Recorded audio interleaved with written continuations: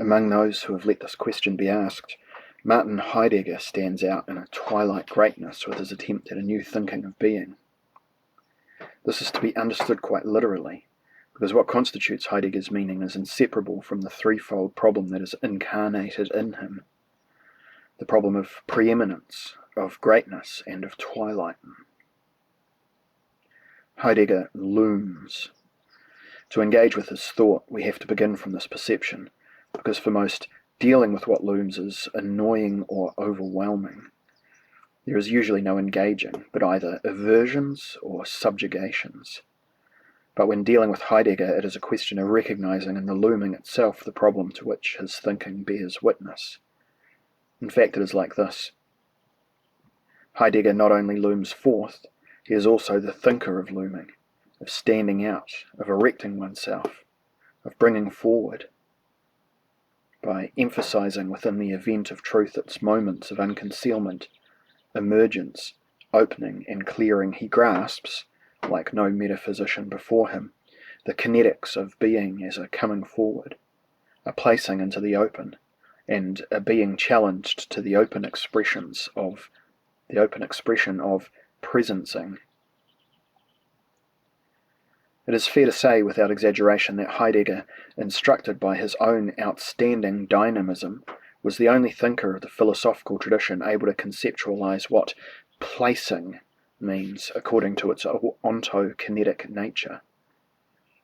For him it is the visible, and through excessive visibility equally hidden, gesture of the occurrences of being, insofar as the equation of being and being brought forth is valid. The taste of being, as he notes, adheres only to what is capable of existing, which also takes part in the ecstasy of being brought forth. Being is the ontological aroma of that which is in front, up high, and spoken out loud. To attain it, entities must have been brought forth natally, brought upward phallically, and evocatively come up for discussion.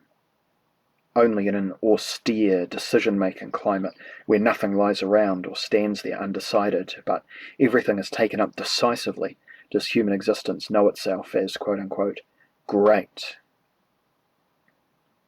By letting itself be challenged, it accepts its emergence into the arena of being, and by assuming only important things as a challenger, it rises up to the level by which it has been inframed. It is great through standing up to the enormous. Greatness becomes its aura by the fact that the having been placed upright has nothing to do with anything less than with the fate of being itself. Heidegger's looming corresponds to the self-consciousness of a being there that sees itself as the location of a titan's battle for being. Its atmosphere of greatness is the shiver of the air over the ontological battlefield. There is something of a metaphysical priapism in it, painfully heaved up towards the most important thing. It rises up with a heroic positioning into the bald skies of being and nothingness. In these erections, however, it is true that the subject, who has been necessarily forced to greatness, does not stand upright of its own accord.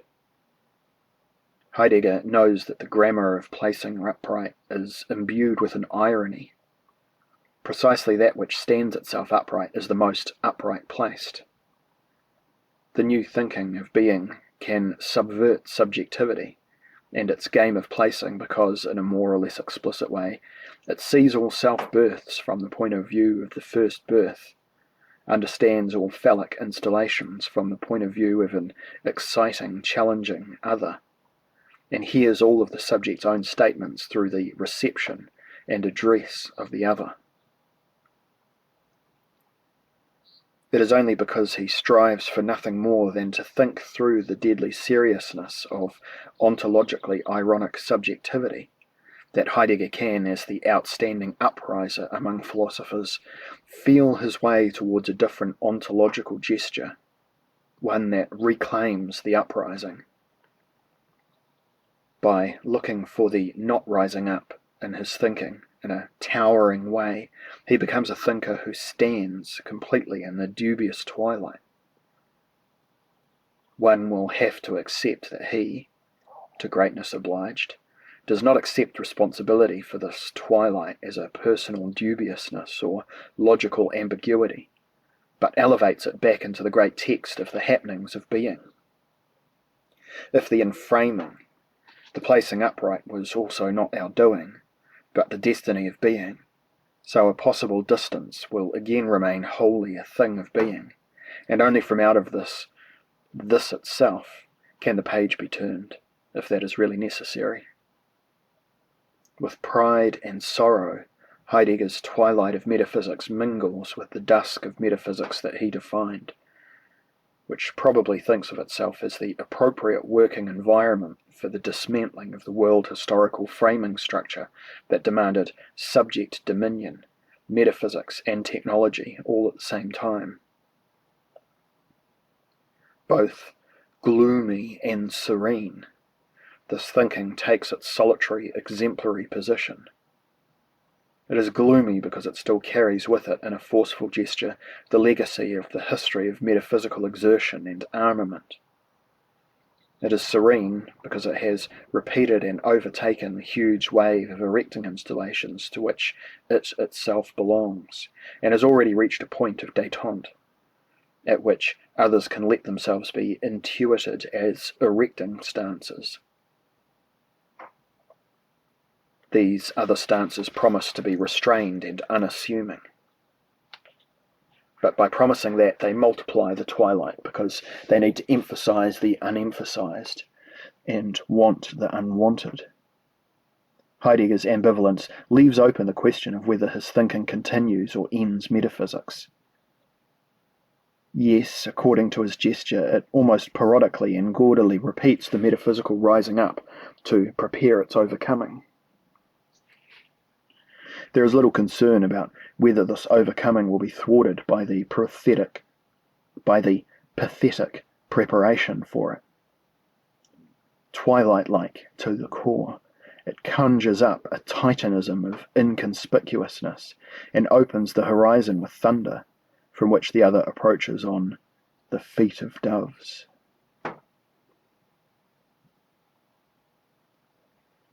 Meanwhile, it seems the gunsmoke over the philosophical battlefield has cleared.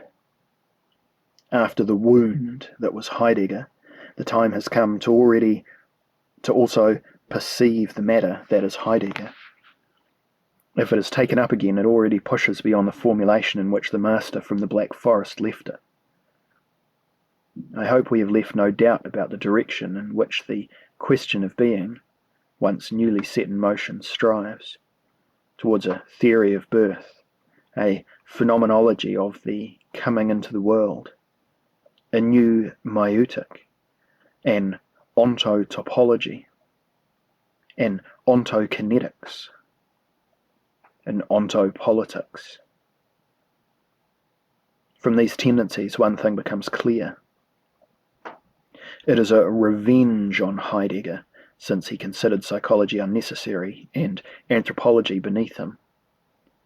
As soon as a psychologically and anthropologically grounded philosophy enters into a mediation of self-born structures, it arrives at a more radical destruction and a more substantive salvation of metaphysical discourses about being and nothingness than Heidegger's memory of being was able to accomplish.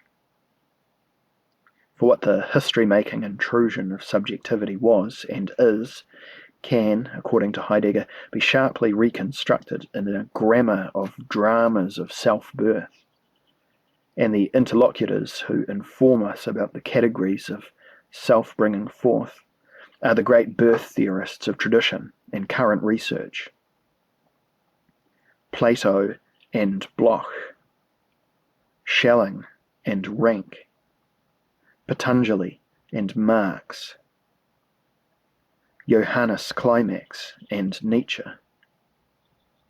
Maine de Biran and Stanislav Grof. Practical knowledge is provided by the mothers, the midwives, the phenomenologists of bringing forth and carrying. The task of Moderating this conversation, of course, can rest with none other than the master Lao Tzu, the old child who had lived through the risks of becoming to the end, before he, after 81 years, as white-haired as an elder and as profound as the world itself, emerged from his mother's womb to take on life on the outside, in the certainty of being, even in the outside world, the same as he was while inside. In his world-superior serenity, the question for us is, what else are the self-birthing struggles of historical humanity other than efforts to compensate for the disadvantage of all disadvantages, the disadvantage of having been born? Emile Cioran is the most eloquent witness of this in the 20th century, alongside Beckett. As a school of coming into the world, philosophy really enters into the post-metaphysical basic position which it has been demanding for 200 years with great noise and insufficient arguments. From this new, even pre-Socratic and gynecological basic position, philosophy is at the end and the beginning at the same time. It has its story behind it, and at the same time before it. It has both failed as an attempt to come into the world, and has not even seriously begun with it. In vain and unceasingly it remains thrown back to the effort that it is. Because effort is at the core of subjectivity. Philosophy as a phenomenon of exertion can never get away from subjectivity, no matter what denying, subversive or suicidal strategies it may still come up with. Its only chance lies in the rise to serenity.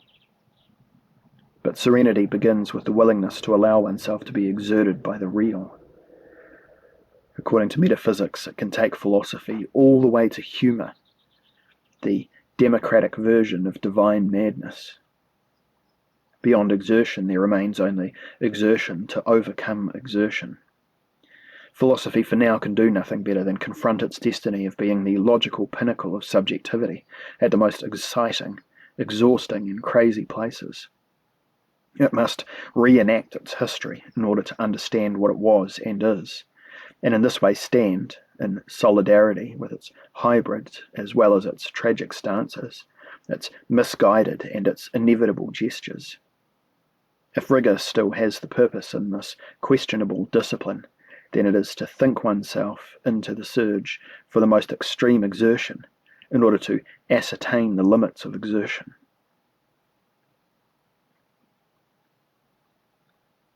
Subjectivity, we said, is kinetically the effort that I am. The limits of my effort are the limits of my stance, the limits of my standing of my ground, my persevering, enduring, maintaining, entertaining. Where the effort ends, there the standing upright comes to its limit on its own. That is where that which lies otherwise than this begins. Perhaps the other, in that sense, is just a term for what lies down while we stand upright. Even possibly what we need to actively make to underlie in order to have something for our standing upright to stand on. For the subject that lies behind its limit at first, only that which falls victim to exhaustion, the subject self in the mode of collapse, overtired, overwhelmed, devastated, it encounters itself yet again beyond its own limit. There, its stances prove untenable and its promises baseless. The uncanny place in the forest from which the erection of his tree The uncanny place in the forest from which the hero on his tree sees nothingness eating itself forward is none other than the place the sight of which is unbearable to the eye of the subject, because it shows that, with all its efforts, the subject is literally nothing in the end.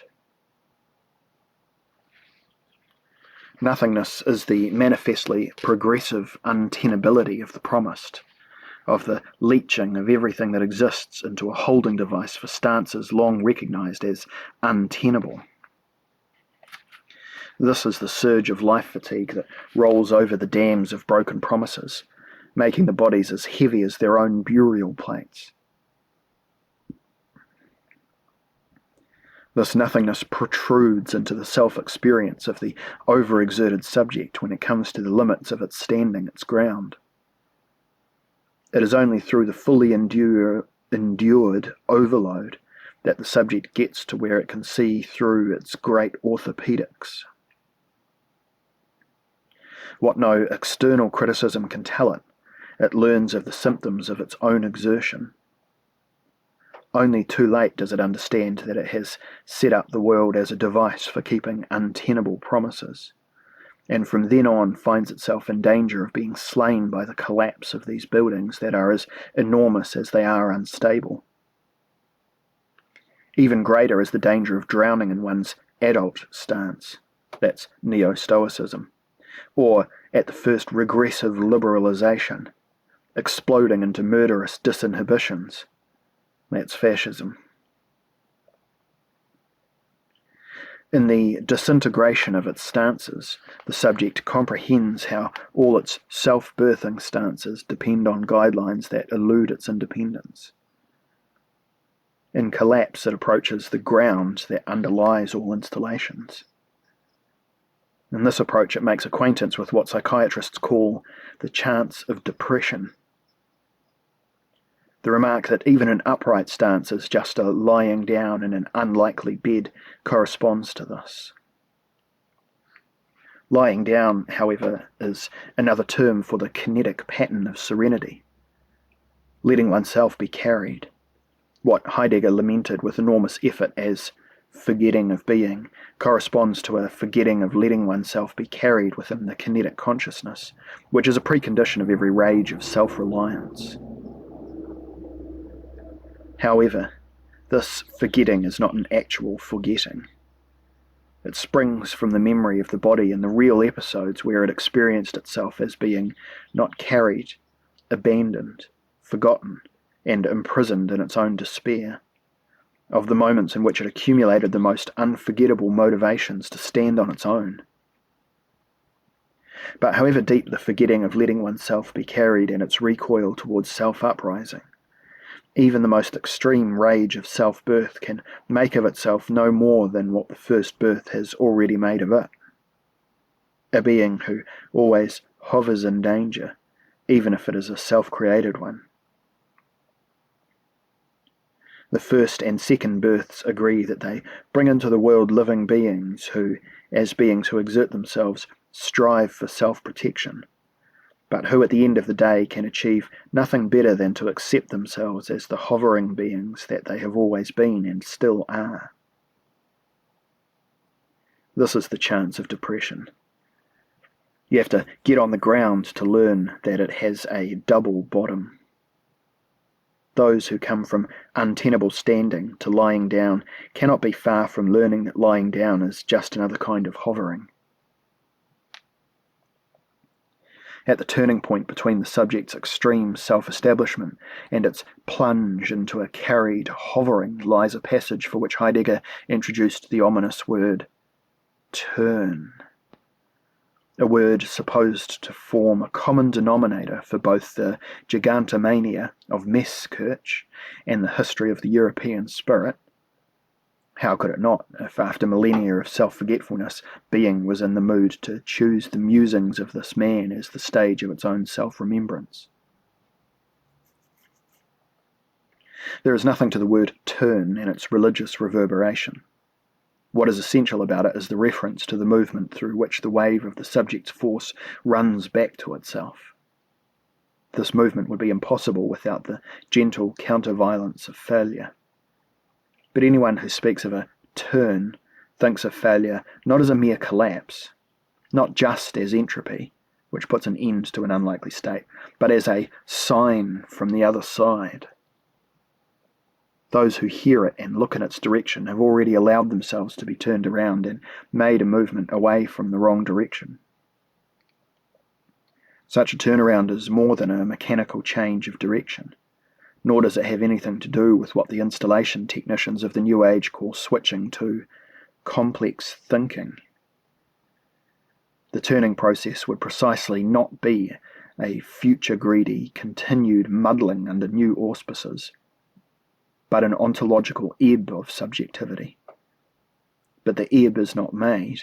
It only occurs when the tide changes its mind. If we take the tide as an image for the exertion that we are, which we cannot refrain from, it becomes clear that a returning tide kinetically remains a thing of impossibility, as long as the waves of exertion have not dissipated of their own accord and been used up. Here the thrill of the danger into which the project of modernity has led us makes itself palpable on an ontological level. Anything less than a change in the meaning of being will not suffice for our salvation. Because modernity is in its process nothing other than being towards movement, movement towards movement in increasing loops of self-intensification, our survival is tied to a self-withdrawal of the kinetic tidal wave within us. This cannot be changed with external canalization and decelerations. A critical movement can only emerge from the self-absorbing of the mobilization wave if it has thrown itself forward to its critical point. For us, however, it cannot even be considered that such a critical point, quote-unquote, exists. Certainly there is no such point in the sense of an external threshold, a line which one only has to cross in order to romp in a neo-positive way of being. If such a point exists, and if it actually occurs, then initially it is only so that the mobilizing fury of initial subjects ebbs away. Whether it has exhausted itself, it has collapsed through sudden twists, or the élan of the subject has taken leave of its expenditure and trivial motor skills in order to instead reach yogic or artistic heights. It would be unwise, though, to deny the unpredictable in the emergence of such turning points, as unwise as are the thought patterns that circulate today that directly run from danger to salvation, and from a hopeless world situation to a logic of salvation. Even if salvation existed for us, it would not be logical, but cyclical, not the product of necessity, but a gift of opportunity. Those who promise themselves anything more are only making use of auto-hypnotic forces. They mobilize the wonderful ability to deceive themselves as much as they think it necessary to live. But aren't those days over, when auto-hypnotists were allowed to act like philosophers of history?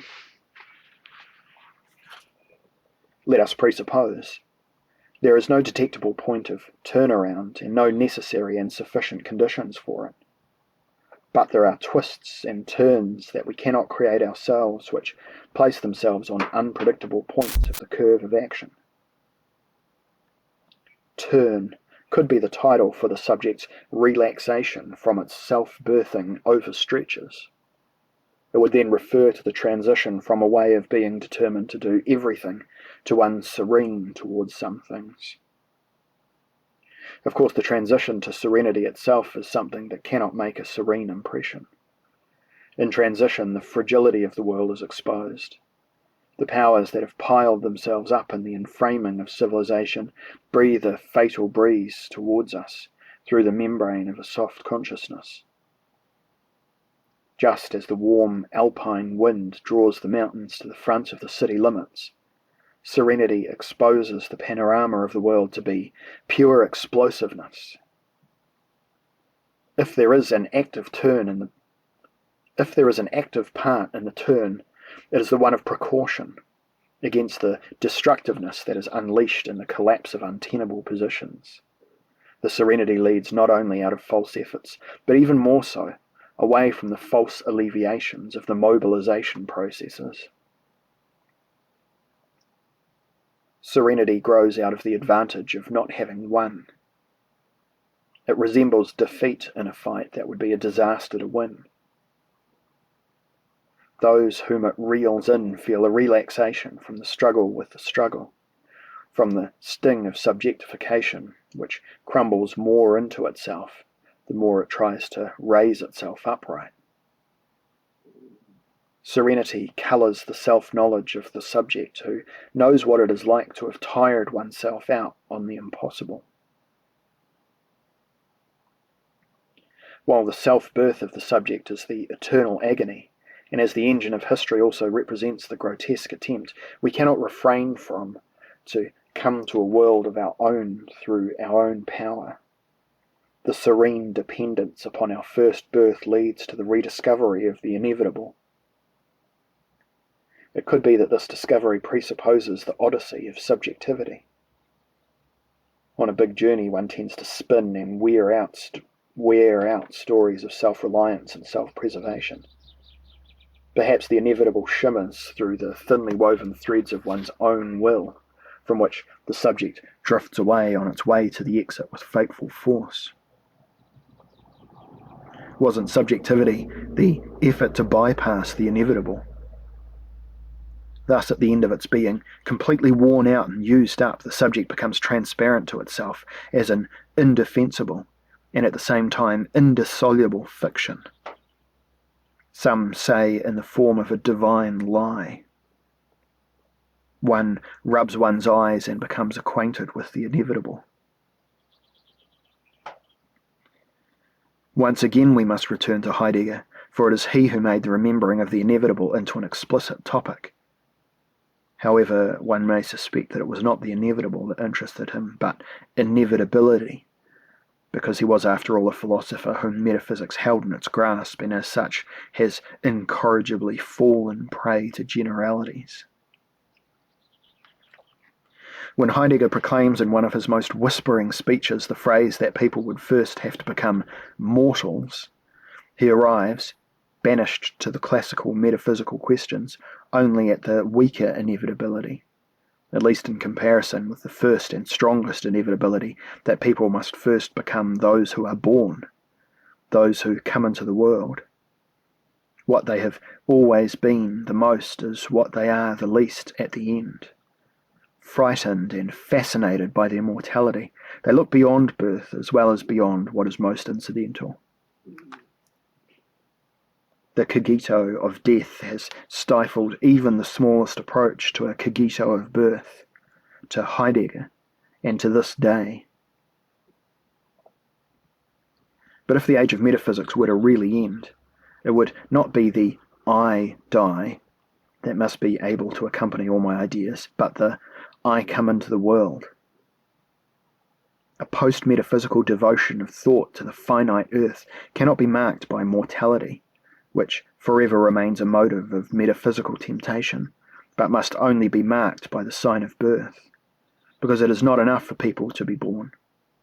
In order to come into the world, they are condemned to see themselves as arrived beings, beings who cannot yet be ascertained because they have not yet come into the world, and whose every attempt to nevertheless ascertain themselves is doomed. The most radical self-recognition of human beings refers not to the fact that they refuse to recognize that they will die, but to their evasion of the idea, I was born, in a panicked flight. No one wants to have been present at the event that brought them to the light of the world. Being born, that only happens to other people. No one, it seems, remembers their entry into the world, though. In terms of the physiology of memory, there is nothing that should prevent us from visualizing even the most archaic event. So here we are, and no one knows how. When we started talking about things of this world, in this world, our sentences begin in the middle, subsequently straggling without direct insight into how we managed to get to where we are. But however much we talk and reflect, no talk, no reflection cancels out the fact that our utterances are overtaken by birth and released only by birth. This darkness of birth, which serves as a foil for all knowledge, it is not an innocent, not yet being acquainted with something new. It is a constitutive not knowing, a darkness as the first intention. The forgetting of birth is a well-established non-knowledge that provides the fundamental effort to self-formation. not to have been there. Only when the subject reaches the limit of its erection efforts can it extract from its exhaustion the otherwise unacceptable, and feel its origin in the fright of birth, in the falling out and staying lying down, in the feeling of being too heavy for itself. As soon as the defensive tension of self-birthing crumbles, an inner flow gets underway, trickling old self-knowledge of the first birth into the present. The more presently a life takes place, the lower its amount of effort towards misunderstanding in relation to its birth dowry. On the abyssal ground of the present, the ex-subject can retrospectively comprehend what its true nature was. The urge not to have a nature. The drive to crush the stepmotherly earth beneath oneself. The tension of getting out of the suffocating, abused downsizing as the motherless self-birther. These energies are what make history. Everything that is considered a subject in this specific sense contributes to the great world text that appears under the title My, Your, His, Our, Their Struggle. It is about miscarriage into a false world and rebirth into a proper one. It is about heroic exodus and crusades through time, missions and time turns, last battles, projects of modernity and the final realms of self-government. However, the last chapters are always written by those who have somehow escaped the catastrophes of the subject. Will there be someone to tell of our struggle too?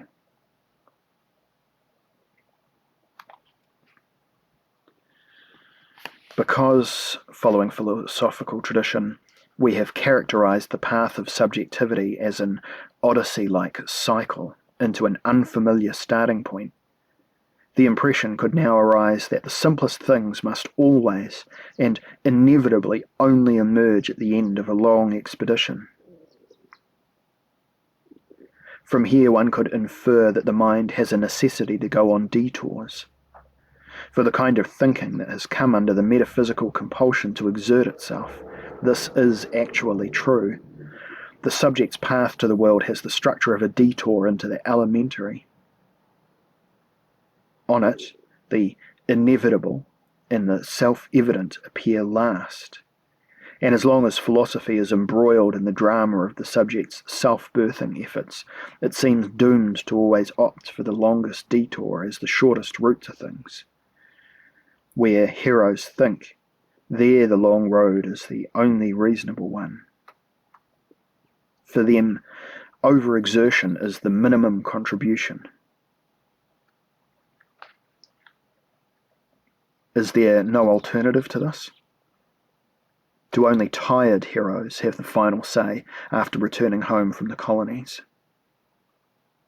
Is the inevitable always such that those who avoid it always encounter it at the last minute anyway? No. There is another beginning of conscious life that has not ended up on the long road through history. But this other consciousness has found no forceful advocates, except in marginal literature. Only today, in contrast to heroic thinking, which only admits the self-evident too late, and at the last minute, can an unheroic consciousness come into its own, which does not win its insights on a detour across the path of maximal misunderstanding of that which is most simple. Like Hercules at a crossroads, human consciousness has a choice from the beginning between the short and the long way, between the odyssey and the stroll. And even if the choice must first fall on the long route, because self-birthers who burst with their compulsion to strength do not know what else to do with themselves other than to overexert themselves, that does not mean our right to take the short way has been denied. This right is known to a hidden tradition, a tradition unaffiliated with any faculties, especially law faculties, to speak nothing of philosophical ones. To remind us of this right is the metaphysical critical purpose of the confrontation between the great thinker Plato and the gutter-level mime artist Diogenes, as we have learned from Greek anecdote. As a philosopher, the clown shows the philosophers that there is an alternative to the spiritual, heroic ascent into the life of ideas. Even divine mania has a more popular variation. The other way out of the overexertion is to not enter into it. The enlightened beggar from Sinope has demonstrated how this can be done. From his cynical impulse, discreet and denigrated traces of pre-metaphysical wisdom run through the age of metaphysics and the philosophy of the subject. To become more conspicuous and self-confident again at their twilight. Just as in the uprising period of metaphysics, the other consciousness retreated into pantomime, literature, comedy, and quiescence. So in its time of collapse, the voices of wisdom became audible again. They are the voices of the oldest dissidents. They belong to women, children, ecstatics, rogues, inconspicuous people. People who don't let themselves be persuaded that they were not there when they came into the world. No, they were there. Whatever happens to them meets their amazement. They know in their own way what it means to come out into the uncanny.